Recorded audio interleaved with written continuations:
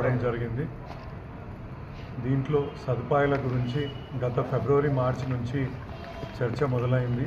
మార్చిలో ఒక మీటింగ్ పెట్టుకొని ఇక్కడ ఒక డయాలసిస్ యూనిట్, ఒక సిటీ స్కాన్, ఒక బ్లడ్ బ్యాంక్, ఒక ల్యాబొరేటరీని నెలకొల్పడానికి అప్పుడు డిసిషన్స్ తీసుకోవడం జరిగింది. అదే కాకుండా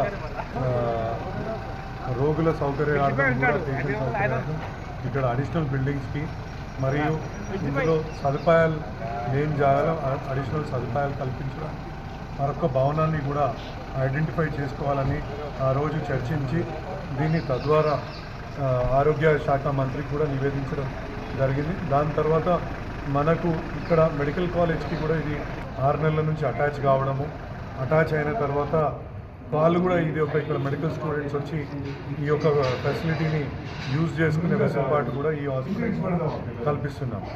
దీనికి ఈ వైద్య